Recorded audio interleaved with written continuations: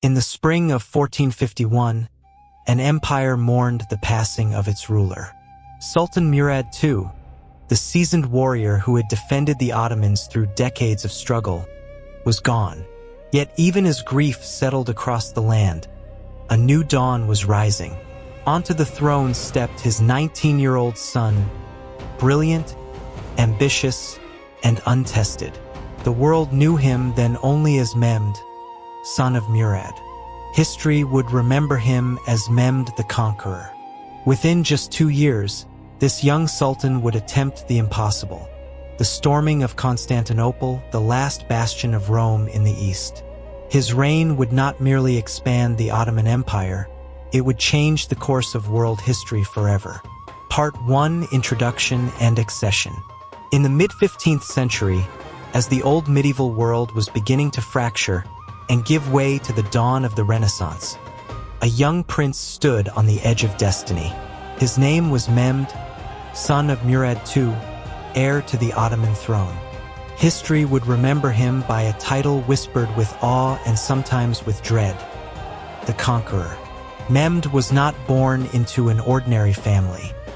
He was the product of centuries of ambition, of nomadic warriors who had crossed from the steppes of Central Asia into Anatolia, and of sultans who had slowly carved an empire from the chaos of Byzantium's decline. His birth, on March 30th, 1432, in the ancient city of Edirne, was more than a royal event. It was a signal to the empire that the dynasty of Osman still had many chapters yet to write. From the beginning, he was different. The young Mehmed was not content with simple games of childhood.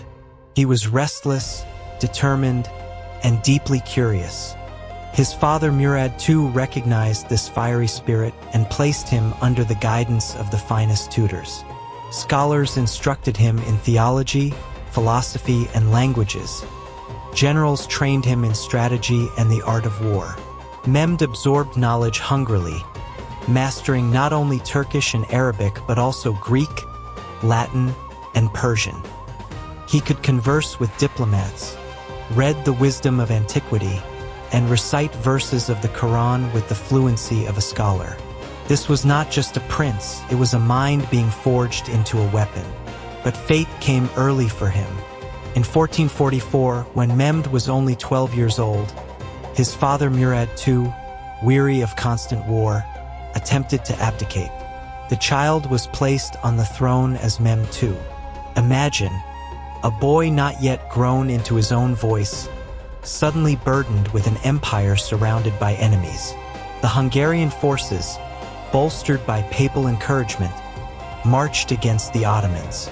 The Crusade of Varna threatened to overwhelm the empire. And in the midst of this crisis, the young Mehmed could do little but watch as his father returned to power, summoned back by loyal statesmen who knew the boy was not yet ready.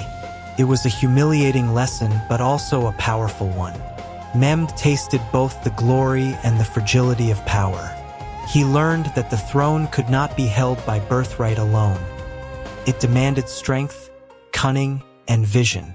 For the next several years, he remained a prince, but not a forgotten one. Murad, hardened by years of campaigns, continued to rule until 1451.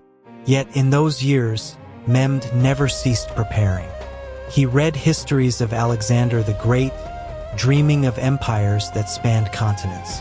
He studied the defenses of Constantinople, that ancient jewel of the Byzantine world, its high walls standing like the last defiant monument of Rome in the east. To many, Constantinople was untouchable. To Mehmed, it was inevitable.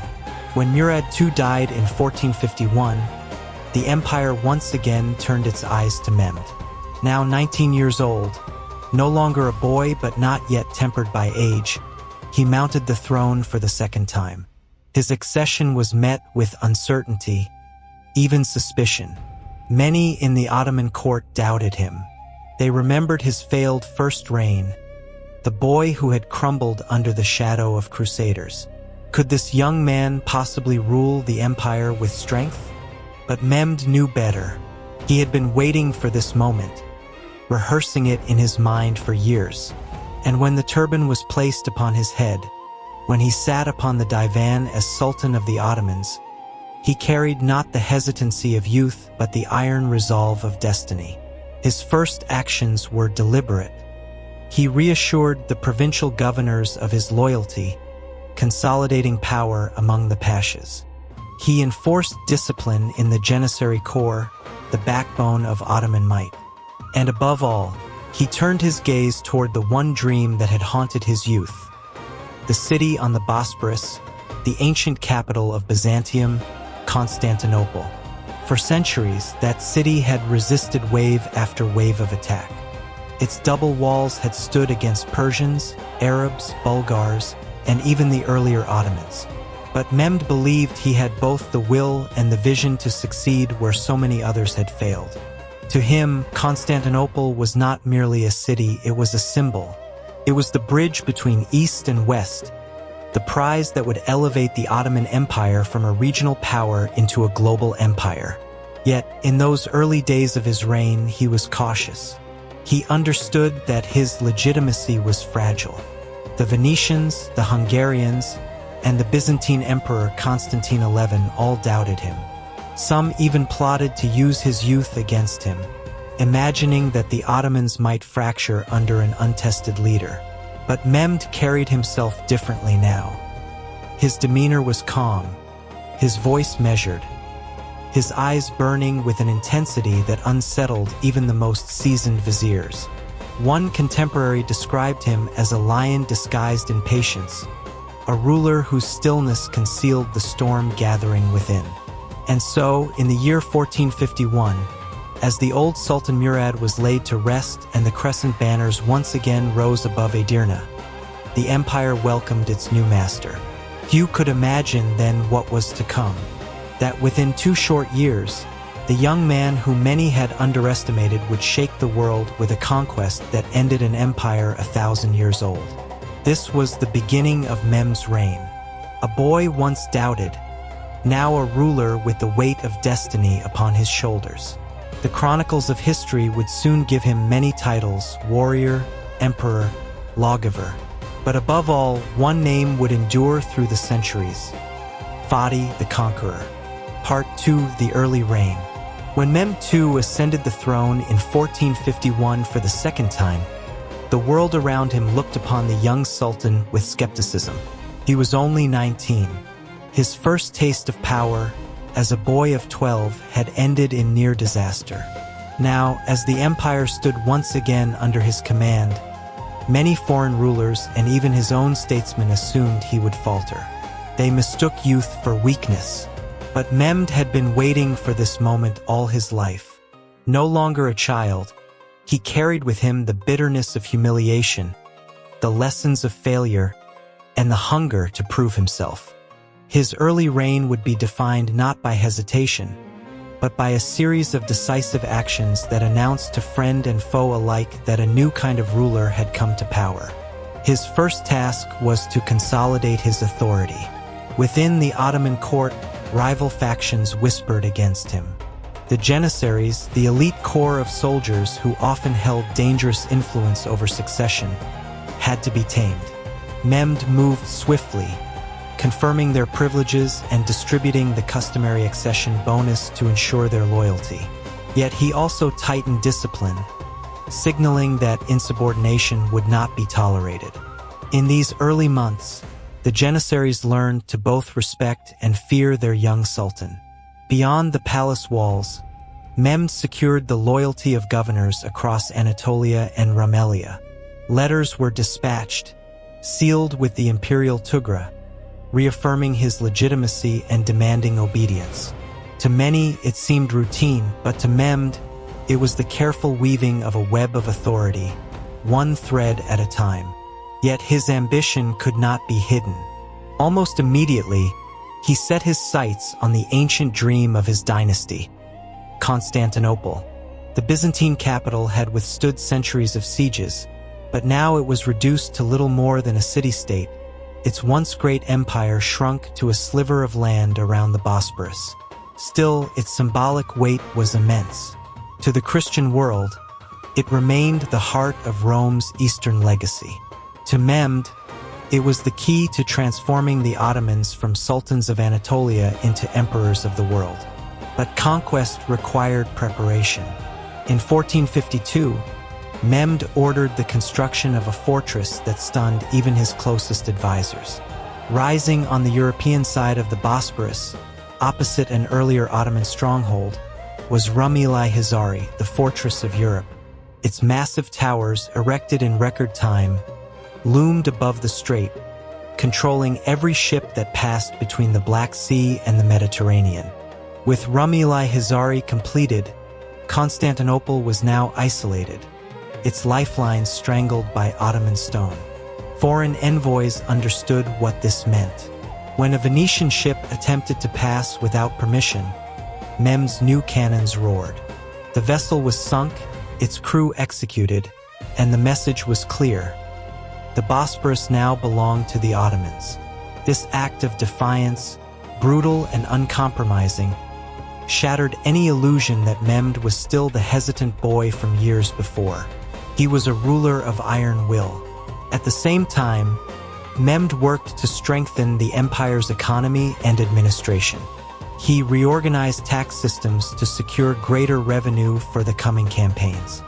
He maintained careful relations with neighboring powers, signing a peace treaty with Hungary to prevent a crusade, while keeping the Venetians and Genoese guessing with alternating threats and promises.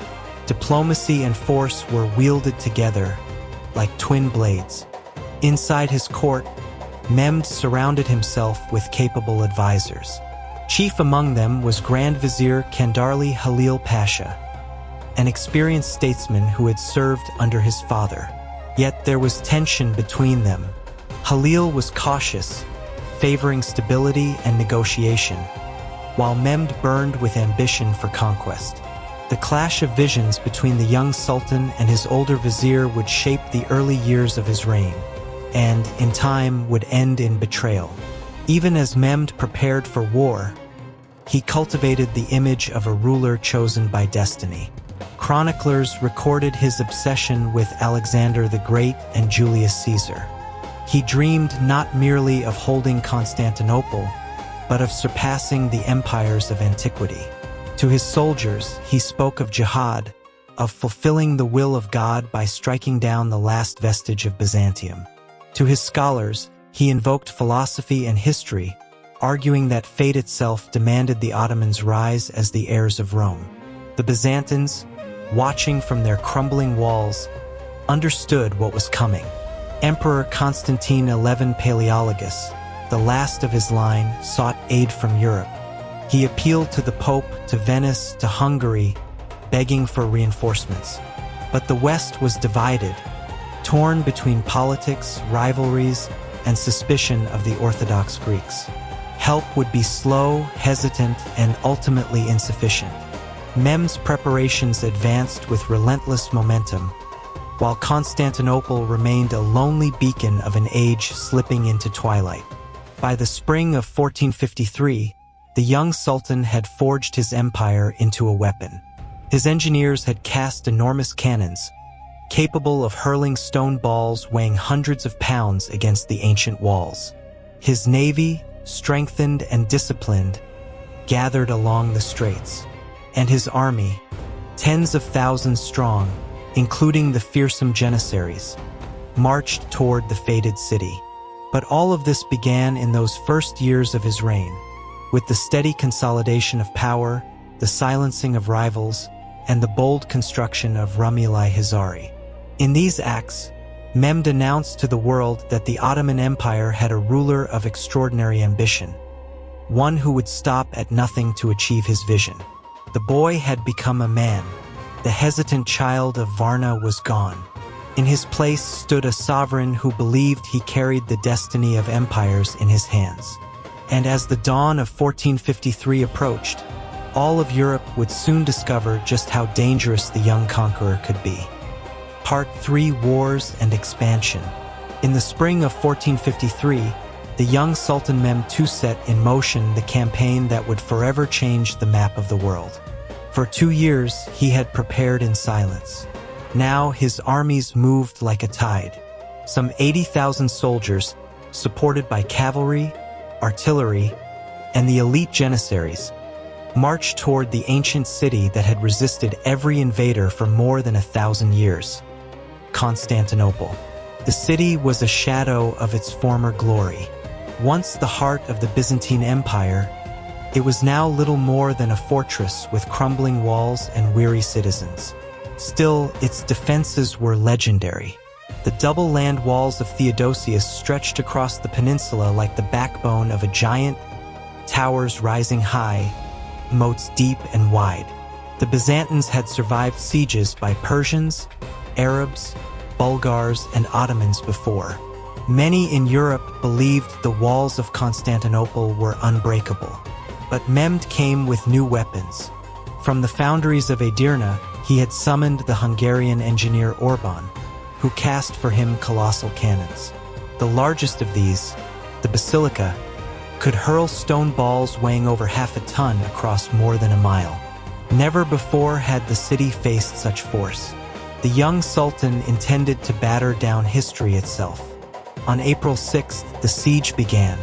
The Ottoman army encircled the city, its banners fluttering like a sea of crescents beneath the spring sky. The great cannon thundered, shaking earth and sky alike. Each shot tore into the ancient stone, sending fragments flying, echoing across the Bosporus. To the defenders, it must have felt as though the very foundations of Christendom trembled. Inside the city, Emperor Constantine XI Palaeologus, the last emperor of Byzantium, rallied his people. Fewer than 10,000 defenders stood against Mehmed's vast host. Yet they fought with desperation. Priests led processions through Hagia Sophia, the great church that had crowned emperors for centuries, praying for deliverance. Messengers slipped through the blockade, pleading for aid from Venice, from Genoa, from the Pope in Rome. But help was slow, fragmented, divided by politics. Constantinople stood alone. Day after day, the cannon fire shook the walls. Mehmed ordered tunnels dug beneath the defenses, hoping to collapse them from below. But Byzantine engineers countered with countermines, filling the passages with smoke and fire. The defenders poured boiling oil, hurled stones, and braced the battered gates. For weeks, it seemed the old city would endure once more. But Mehmed was relentless. He commanded his fleet to block the Golden Horn, yet the great iron chain stretched across the harbor kept his ships at bay. Then came a move that stunned both friend and foe. In a feat of audacity, Mehmed ordered his ships dragged overland, across greased logs, bypassing the chain entirely. By morning, Byzantine citizens awoke to see Ottoman ships floating inside the Golden Horn itself. It was as though the laws of nature had bent to the will of the Sultan. Panic spread within the walls. Still, the city fought on. Weeks stretched into months. Disease spread, food dwindled, and yet Constantine XI refused to surrender. He walked the walls himself, clad in armor, sharing the same rations as his soldiers. For the Byzantines, this was not merely a siege. It was the final stand of an empire that had once ruled the known world. At last, in late May, Mehmed prepared for the final assault. He had tested the walls, weakened the towers, and broken the spirits of his enemies. On the night of May 28, 1453, the city's bells rang as its people gathered in Hagia Sophia for one last service. Greeks, Latins, men, women, priests, and soldiers stood together, praying beneath the great dome that glowed in candlelight. Many believed it was the end of the world. Before dawn, Mehmed gave the order. The attack began on May 29th. Wave after wave of soldiers hurled themselves at the battered walls. The air was filled with the clash of steel, the cries of the dying, the thunder of cannon and drums. The Byzantines fought desperately, but their numbers were too few. At last, near the gate of St. Romanus, the walls gave way. The janissaries surged forward, and amidst the chaos, the last emperor of Byzantium, Constantine XI, is said to have thrown off his imperial regalia and charged into the fray, dying as a soldier among his people.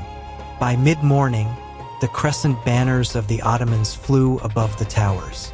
Constantinople, the city of Constantine, the fortress of Christendom, had fallen. After more than 1,000 years, the Byzantine Empire was no more. Mehmed rode through the gates on horseback. Accounts say he dismounted at the steps of Hagia Sophia, entered the great church, and ordered it to be transformed into a mosque. To his soldiers, he declared himself the rightful heir to the Roman Caesars. To history, he became Fatih Sultan Mehmed, the Conqueror. The fall of Constantinople sent shockwaves across the world. To the Christian West, it was a catastrophe, the loss of a sacred city. To the Muslim world, it was the triumph of prophecy fulfilled. And to the Ottomans, it was the beginning of a new age. With Constantinople as his capital, Mehmed transformed his empire into a power that straddled continents, commanding east and west alike. It was not merely a conquest of stone and land. It was the death of one world and the birth of another. The Middle Ages had ended on the walls of Constantinople, and a new age of empires had begun. And at the heart of it stood a 19-year-old sultan who had dared to dream what others thought impossible. Part 4: Politics and Religion. When the banners of the Crescent rose above Constantinople in May of 1453, Mehmed was no longer merely a sultan. He had become something greater. At 19, he had shattered a millennium-old empire and claimed for himself a new title, Kaiser-i-Rum, Caesar of Rome. In this moment, Mehmed understood that victory alone was not enough. Conquest brought him the city, but politics and religion would determine whether he could hold it and whether his empire would endure. Constantinople, renamed Istanbul, became the beating heart of the Ottoman world. The city had been scarred by war, its population diminished, its great avenues silent. Mehmed knew that an empty capital was no capital at all.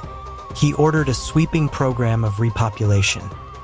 Greeks, Armenians, Jews, and Muslims were resettled within its walls, drawn from across his vast domains. Abandoned houses were repaired, markets reopened, and workshops revived. Slowly, the city stirred back to life. It was not the Constantinople of the Byzantine emperors. It was now an Ottoman capital, reborn under the vision of its new master. To rule such a diverse empire, Mehmed turned to law. He codified regulations, balancing the demands of Islamic jurisprudence with the practical needs of governance. His Canoname, or Book of Laws, set forth rules of taxation, justice, and administration, complementing the sacred law of the Sharia with the Sultan's own decrees. It was a delicate blend of faith and pragmatism, designed to unify a realm that stretched from the Balkans to Anatolia. For his subjects, it signaled that this was no reckless conqueror, but a lawgiver who sought order out of chaos. Religion, however, remained at the center of his authority. Mehmed styled himself as a champion of Islam, the ruler who had fulfilled the long-awaited prophecy that Constantinople would fall to a Muslim prince. Across the Islamic world, poets and jurists hailed him as the Ghazi Sultan, the holy warrior who had accomplished what the caliphs themselves could not. His prestige among Muslim rulers rose to unprecedented heights. He positioned the Ottoman Sultan not only as a political sovereign but as a defender of the faith, a protector of Islam against the encroaching Christian West. And yet, Mehmed also understood that power could not rest on force alone. Within his empire lived millions of Christians, Armenians, and Jews, communities bound by centuries of faith and tradition. To hold them, he offered protection. He re-established the ecumenical patriarchate of the Greek Orthodox Church, granting it authority over its flock under the leadership of Gennadios Scholarios, whom Mehmed himself appointed. This was not mere tolerance, it was strategy. By making the Orthodox Church an institution under Ottoman patronage, Mehmed ensured loyalty from his Christian subjects while presenting himself as their guardian. This system, later known as the Millet system, became a cornerstone of Ottoman governance. Each religious community, Greek Orthodox, Armenian, Jewish, was granted a degree of autonomy, allowed to manage its own affairs, its own laws, and its own leaders in exchange for loyalty to the Sultan. To the outside world, this policy seemed surprisingly lenient for a conqueror. But for Mehmed, it was calculated wisdom. Divide and rule, respect and control through religion, he bound a fractured society into a functioning empire. In politics, Mehmed was equally shrewd. His court in Istanbul became a theater of power, where viziers, generals, and scholars debated and served under his watchful eye. Yet even here, he was ruthless when necessary. The great Grand Vizier Kandarli Halil Pasha, who had opposed the assault on Constantinople and counseled caution, soon found himself dismissed, imprisoned, and executed. Mehmed would not share power with those who doubted him. His message was unmistakable. The empire had only one master, and it was him. The transformation of Hagia Sophia into a mosque symbolized this new order. Where emperors once had been crowned, now the call to prayer echoed from the Great Dome. Mehmed stood at the crossroads of civilizations, claiming both the mantle of Islamic sultans and the legacy of Roman Caesars. He was a Muslim ruler who read Aristotle, a warrior who built libraries, a conqueror who fashioned himself as both sword and pen. Beyond the city, his political ambitions extended outward. He strengthened the Ottoman grip over the Balkans, pressing into Serbia, Bosnia, and Albania. Yet with each conquest, he carried not only armies but also administrators, imams, and judges, weaving conquered lands into the fabric of Ottoman rule. His vision was not simply to conquer, but to govern firmly, systematically, and lastingly.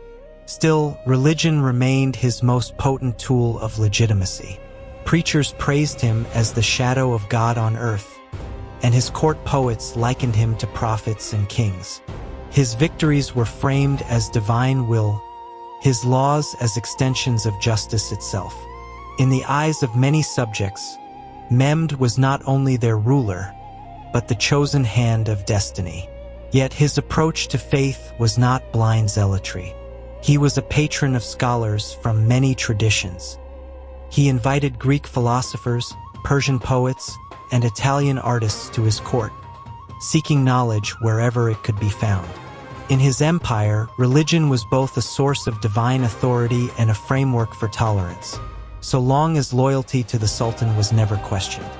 Thus, in the years after 1453, Mehmed reshaped the world he had conquered. He transformed Constantinople into Istanbul, the jewel of an Islamic empire and yet still the heir of Rome.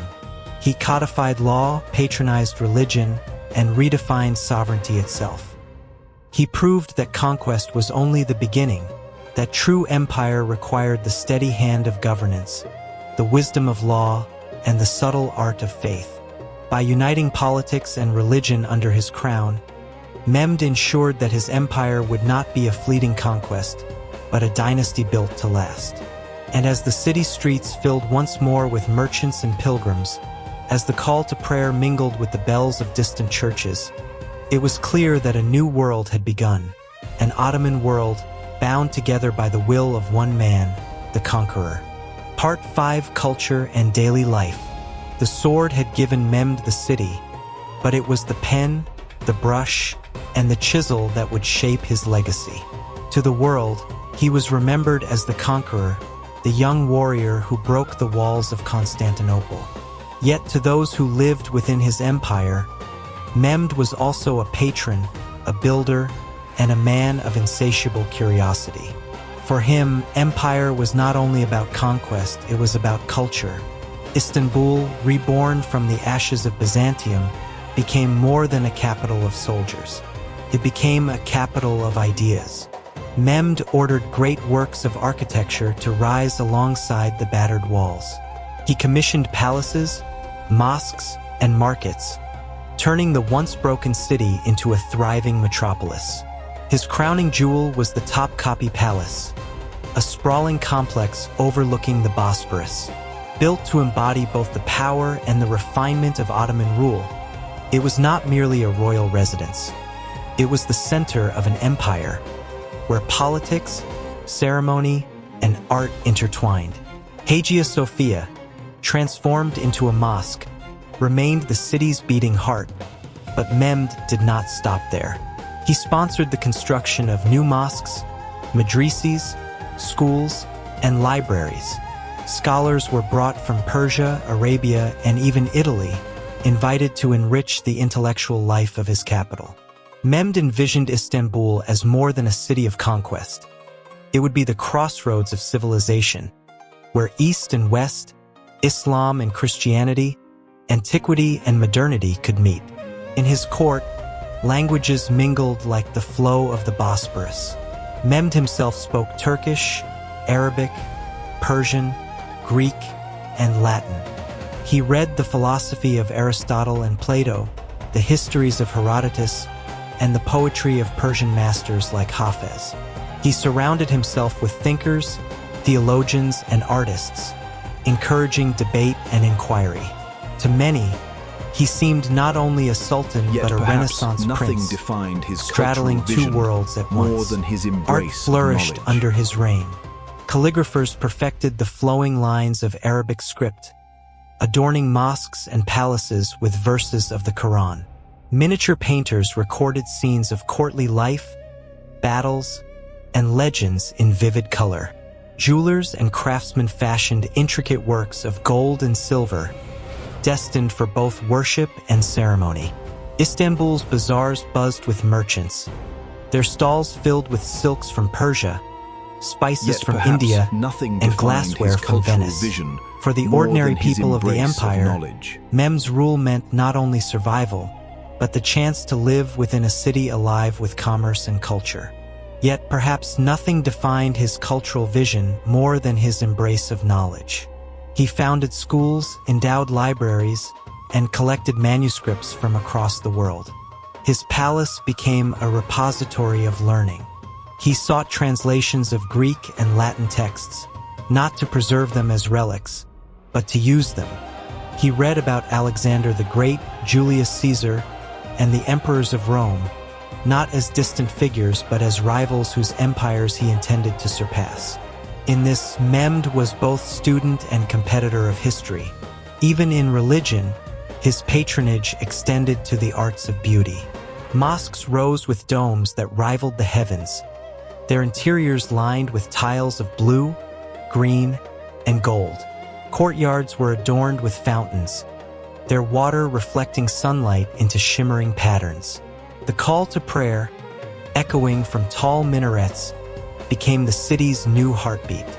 For the faithful, these were spaces of worship. For the Sultan, they were also monuments of power, visible reminders that Ottoman rule was not temporary. It was eternal. Daily life in the empire mirrored this blend of tradition and change. The Ottoman social fabric, woven from Turks, Greeks, Armenians, Jews, Arabs, and Slavs, became a tapestry of cultures. In the streets of Istanbul, one might hear merchants bargaining in half a dozen tongues, or see Orthodox priests walking alongside Muslim scholars.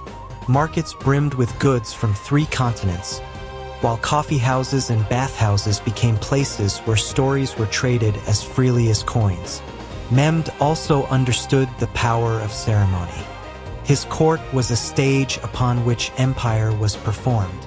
Processions of janissaries in their white headdresses, viziers in rich robes, and scholars in turbans created an aura of grandeur. Audiences with the Sultan were carefully choreographed, designed to impress foreign ambassadors and remind his subjects that their ruler was both majestic and unapproachable. In these rituals, politics and culture merged, turning the act of governance into a spectacle of awe. Yet Mehmed was not only a patron of Islamic traditions. He reached beyond his own faith. Italian artists, including the famous painter Gentile Bellini, were invited to his court. Bellini painted a celebrated portrait of Mehmed, capturing not just the likeness of the man but the ambition in his gaze. It was a moment of extraordinary cultural exchange.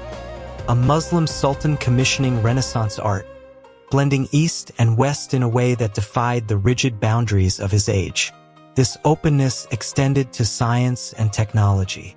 Mehmed sponsored astronomers and mathematicians, eager to harness knowledge for both war and governance. He studied fortifications and siege techniques, constantly seeking innovations that might give his armies an edge. But he also valued the poetry of the stars, commissioning works of astronomy that linked the heavens to the divine order. For him, science and faith were not enemies, but partners in understanding the universe. In all of this, Mehmed revealed himself as more than a conqueror. He was a man of contradictions, a devout Muslim who admired the learning of the Greeks, a ruthless warrior who cherished poetry, a sultan who sought both fear and love from his subjects. His empire was built not only on conquest but on culture, not only on the sword but on the mind. By the end of his reign, Istanbul had become a city unlike any other. A mosaic of faiths, languages, and traditions, bound together under the crescent banner. Mehmed had turned the ruins of Constantinople into a living empire, vibrant with art, scholarship, and daily life. And though his armies marched far beyond its walls, conquering new lands in Europe and Asia, it was within this city that his true conquest was realized. For in the streets of Istanbul, in the domes of its mosques and the libraries of its palaces, Mehmed had conquered time itself.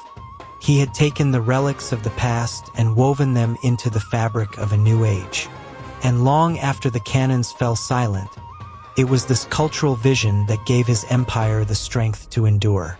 Part 6: Crisis and Final Years. By the 1470s, Mehmed the Conqueror had already secured his place in history. He had broken the walls of Constantinople, extended his empire across the Balkans, and asserted Ottoman might against the Venetians and Hungarians. Yet the burden of empire is relentless. Victory does not grant rest. It only creates new frontiers. And for Mehmed, the final years of his reign would be marked by both triumphs and trials, by ambitions that stretched too far, and by a body beginning to fail even as his vision soared higher than ever. The later campaigns of Mehmed were vast in scale. In the west, he pressed deeper into the Balkans, subduing Serbia, Bosnia, and Albania. His armies clashed repeatedly with Skanderbeg, the Albanian leader whose guerrilla resistance frustrated the Ottomans for decades. In the east, he turned his attention to Anatolia, bringing the Karamanids under Ottoman control, extinguishing one of the last rival Turkish beyliks. But perhaps his most significant late war was against the Republic of Venice. For over 2 decades, the Ottomans and Venetians fought for control of trade routes and fortresses across the Aegean and Adriatic. The conflict drained both sides, but Mehmed's persistence eventually forced Venice to accept peace on his terms in 1479. With this treaty, the Ottomans secured key coastal territories and confirmed their naval dominance in the eastern Mediterranean. It was a staggering victory, one that reshaped commerce between Europe and the East. Yet, for all his conquests, Mehmed faced crises within. The vast empire was expensive to maintain. Continuous wars strained the treasury and burdened the population with heavy taxes. Some regions simmered with discontent. Revolts had to be suppressed, dissent silenced, and rivals crushed. Mehmed's rule, while brilliant, was also ruthless. He trusted few, purged those who opposed him, and at times inspired fear as much as loyalty. Even within his family, storms brewed. Succession was always a perilous matter in the Ottoman dynasty. Mehmed had several sons, and rivalries between them threatened to erupt into open conflict. The Sultan himself, ever calculating, hesitated to designate a clear heir. In doing so, he may have hoped to maintain balance, but he also sowed the seeds of strife that would follow his death. In his final years, Mehmed remained restless. He dreamed of new campaigns, new conquests. Some say he intended to strike westward into Italy itself, to bring Rome under the crescent as Constantinople had fallen. Others claim he planned to turn east, against the rising power of the Safavids in Persia. Whatever his true ambition, his gaze was always outward, his vision always greater than his reach. But time, the one enemy no conqueror can defeat, began to take its toll. Mehmed, once vigorous and commanding, grew increasingly ill. Chronic ailments weakened him, though he refused to surrender to them. In 1481, he gathered his forces for yet another campaign. The destination remains uncertain. Some sources say he marched toward Italy, others toward Egypt or the eastern frontier. Wherever he intended, fate intervened. Near the town of Gebs, just outside Constantinople, Mehmed fell gravely sick. He was carried in a litter, unable to ride as he once had. His physicians struggled to ease his pain, but his condition worsened. On May 3, 1481, at the age of 49, the Conqueror died. The man who had shattered empires and reshaped civilizations passed quietly, far from the battlefield, undone not by sword or cannon but by the frailty of the body. His death unleashed immediate uncertainty. His sons, Bayezid and Sem, each claimed the throne. Civil strife loomed, and for a time, it seemed that Mehmed's empire might fracture as suddenly as it had risen. But the machine he had built, the janissaries, the bureaucracy, the system of law and religion held firm. The empire endured. His son Bayezid II emerged victorious, continuing the Ottoman line. For his subjects, Mehmed's death was both a moment of mourning and of awe. He had ruled for 3 decades, transforming the Ottomans from a regional power into an empire of global stature. He was buried in Istanbul, in the Fatih Mosque complex, a monument he had commissioned himself.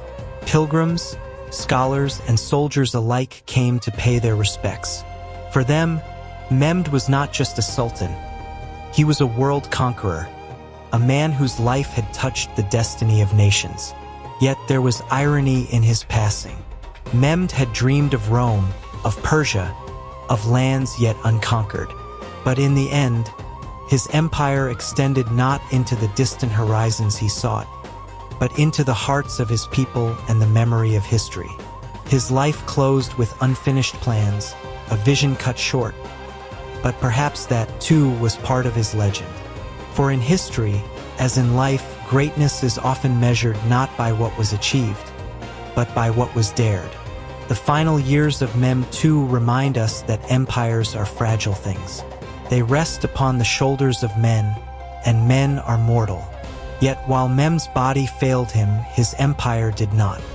He had built structures, political, legal, cultural, that could survive beyond his death.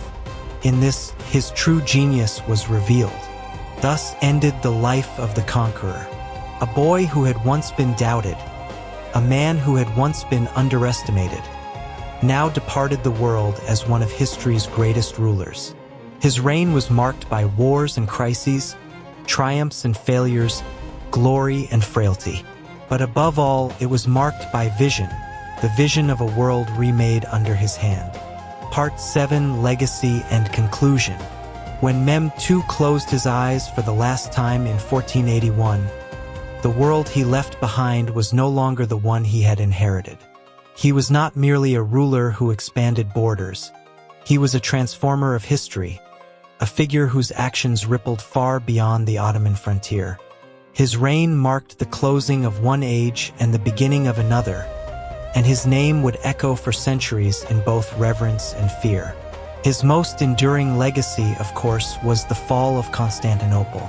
By capturing the city, he did what no power before him could accomplish. He ended the 1,000-year-old Byzantine Empire, extinguished the last flickering light of Rome in the east, and crowned Istanbul as the capital of a new world order. For the Muslim world, it was the fulfillment of prophecy. For Christian Europe, It was a catastrophe that shook the foundations of Christendom. The fall of Constantinople was not only a military triumph, it was a civilizational turning point, remembered as the event that closed the Middle Ages and ushered in the Renaissance. Under Mehmed's hand, the Ottoman Empire became more than a kingdom of warriors. It became a state with laws, institutions, and culture capable of lasting centuries. His canonym, blending Islamic law with pragmatic governance, gave structure to an empire of many peoples and faiths. His patronage of scholars, artists, and architects transformed Istanbul into a cosmopolitan hub, a city where mosques rose beside ancient churches, where the wisdom of Aristotle was studied alongside the verses of the Quran. Mehmed also reshaped the concept of sovereignty itself. By claiming the title of Caesar of Rome and styling himself as heir to the Byzantine emperors, he extended his authority beyond Islamic tradition.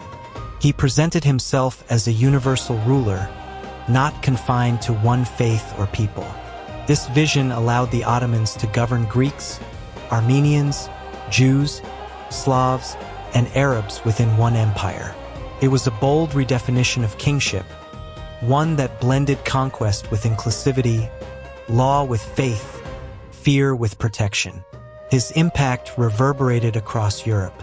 The shock of Constantinople's fall forced Western powers to reconsider their world.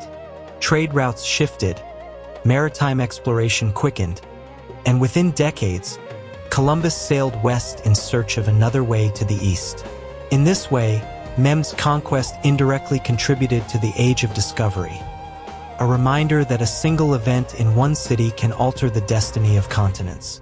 Within the empire, his cultural vision endured. The Topkapi Palace remained the seat of Ottoman sultans for centuries. The Fatih Mosque complex, built by his order, stood as both a place of worship and a symbol of dynastic pride. Istanbul became one of the world's great capitals, rivaling Rome, Cairo, and Beijing. For generations, poets sang of Mehmed as Fatih, the conqueror, while jurists cited his laws and soldiers marched under his name. Yet his legacy was not without shadow. Mehmed was ruthless, often merciless in his rule. He crushed rivals, executed ministers, and demanded absolute obedience. His wars brought devastation to lands from the Balkans to Anatolia. His ambitions, though visionary, left behind a dynasty always tempted by endless expansion. Some remembered him as a tyrant cloaked in grandeur, a man who sought power without limit. But perhaps this, too, was part of his legend, for the conquerors of history are rarely gentle. What remains undeniable is that Mehmed changed the axis of the world.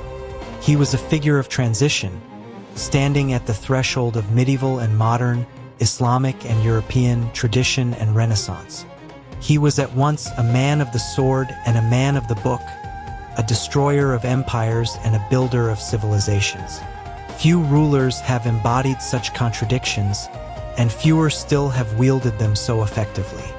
In the centuries that followed, the empire he shaped would grow into one of the greatest the world had ever seen. From the gates of Vienna to the deserts of Arabia, the Ottomans carried the legacy of Mehmed II. And though the empire would eventually decline, the memory of the conqueror remained untarnished. To Turks, he is a national hero.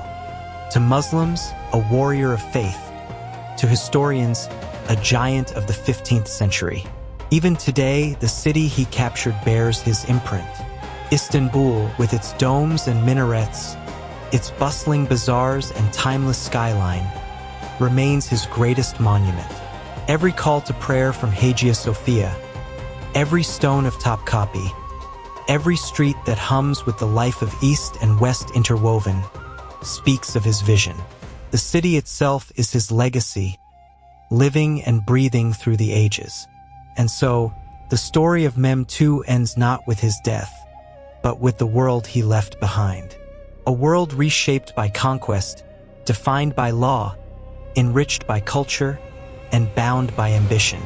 His reign was short by the measure of time, but vast by the measure of history.